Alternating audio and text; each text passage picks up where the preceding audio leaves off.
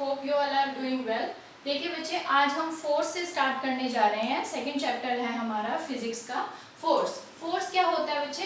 Force is a push or pull which produces or tends to produce motion in a body.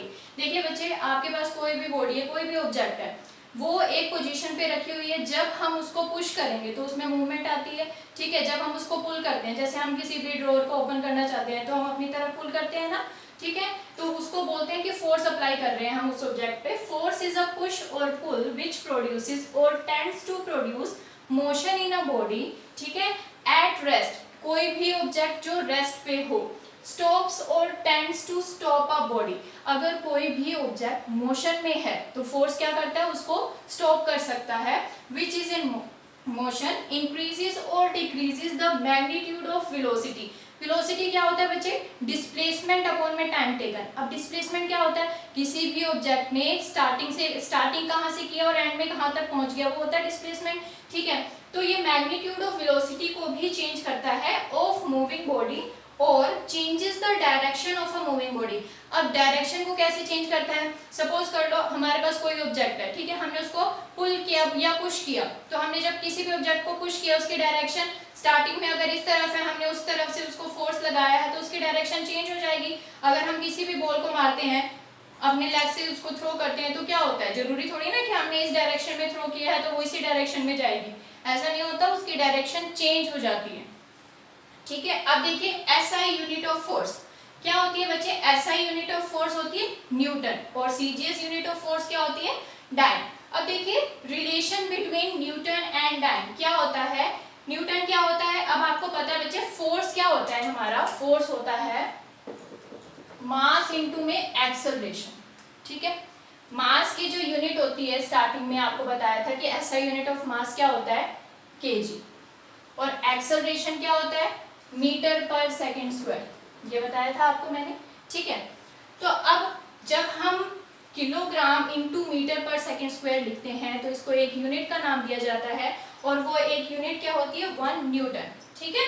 अब देखिए 1 kilogram को जब हम इसको सेंटीमीटर में चेंज करना चाहेंगे तो हम क्या करेंगे? 1 किलोग्राम को तो 1000 ग्राम बना देंगे। 1 मीटर पर सेकेंड स्क्वायर का क्या हो जाएगा? 100 सेंटीमीटर पर सेकेंड स्क्वायर, ठीक है। अब इसको हम कैसे लिख सकते हैं? 10 की power 3 gram into 10 raise to power 2 centimetre पर सेकेंड स्क्वायर, ठीक है बच्चे। अब इनको कंबाइन कर देंगे, मल्टीप्लाई में क्या होता है? पावर्स ऐड हो जाती हैं, ठीक है। तो यहाँ पर पावर क्या हो जाएगी? 10 raise to power 5 gram centimetre पर सेकेंड स्क्वायर। तो अब जब हम इसको ग्राम सेंटीमीटर पर सेकेंड स्क्वायर में राइट डाउन कर देते हैं तो ये क्या बन जाते हैं? एक डाइन बन जाता है। तो अब ये क्या बन गया बच्चे? 1 newton is equal to 10 raise to power 5 dynes. देखिए बच्चे, ग्रेविटेशनल यूनिट ऑफ फोर्स क्या होती है? ग्रेविटेशनल यूनिट ऑफ फोर्स में हम किलोग्राम वेट और kilogram force is a gravitational unit of force in SI system, ठीक है। इंटरनेशनल सिस्टम में जो हमारी फोर्स की यूनिट होती है वो क्या होती है? ग्रेविटेशनल फोर्स की जो यूनिट होती है वो क्या होती है बच्चे? किलोग्राम वेट और किलोग्राम फोर्स। 1 किलोग्राम वेट किसके इक्वल होता है बच्चे? 9.8 न्यूटन के इक्वल होता है, ठीक है। अगर हम सीजीएस सिस्टम की बात करें तो ग्राम वेट और gram force is the gravitational unit of force in CGS system, ठीक है। 1 ग्राम वेट किसके इक्वल होता है? 980 डाइन्स के इक्वल होता है, ठीक है बच्चे। अब इफेक्ट ऑफ फोर्स, अभी तक तो हमने फोर्स की डेफिनेशन पढ़ी थी। क्या क्या पढ़ा था उसमें? हमें ये पता चला कि फोर्स क्या होता है। कहीं पर भी अगर हमने पुश किया है किसी भी ऑब्जेक्ट को या पुल किया है तो वो फोर्स के ही रूप में ही होता है। अब देखिए इफेक्ट ऑफ फोर्स में, इफेक्ट ऑफ फोर्स में फर्स्ट जो पॉइंट है वो क्या बता रहा है हमें? कि force can make a stationary body in motion. Stationary का मतलब कोई भी ऑब्जेक्ट जो रेस्ट पोजीशन पर होता है उसको अगर हम पुश करेंगे तो क्या हो जाएगा? वो मोशन में आ जाएगा, ठीक है। फॉर एग्जांपल अगर हम बॉल की ही बात कर लें, बॉल को अगर हमने खुद से थ्रो नहीं किया है तो वो अपने आप तो मोशन में आती नहीं है। हम क्या करते हैं? बॉल को अपनी तरफ से थ्रो करते हैं तो वो मोशन में आ जाती है। तो इसको बोलते हैं कि स्टेशनरी ऑब्जेक्ट क्या हो गया? मोशन में आ गया। हमने उसके ऊपर फोर्स अप्लाई किया और वो मोशन में आ गया, ठीक है। Force can stop a moving body. अगर हमें किसी भी बॉल को स्टॉप करना हो, बॉल का एग्जांपल इसलिए ले रही हूँ बच्चे क्योंकि ये रियल लाइफ एग्जांपल सबसे बेस्ट एग्जांपल है फोर्स को अंडरस्टैंड करने के लिए। अगर हम किसी भी बॉल को रोकना चाहते हैं तो हम क्या करते हैं, उसके ऊपर फोर्स अप्लाई करते हैं, या तो बाय हैंड या फिर बाय लेग, ठीक है। तो फोर्स का क्या इंपॉर्टेंस है, force can stop a moving body, ये सिर्फ किसी भी ऑब्जेक्ट को मोशन में नहीं लेके आता, ये मूविंग बॉडी को स्टॉप भी कर देता है।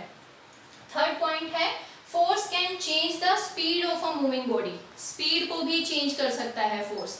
अगर कोई भी ऑब्जेक्ट बहुत ज्यादा स्पीड में जा रहा है, उसको एक बार हमने लेग से या किसी भी हर्डल से स्टॉप करने की कोशिश की, तो जो उसकी स्पीड होगी वो कम हो जाएगी, ठीक है। Force can change the shape and size of an object. अब कैसे हो सकता है, स्पंज बॉल देखिए आपने, जब हम उसको प्रेस करते हैं तो जो उसका साइज होता है श्रिंक फॉर्म में आ जाता है, ठीक है। तो फोर्स क्या करता है, force can change the shape and size of an object. I hope आपको क्लियर हो गया होगा बच्चे what is force and effect of force.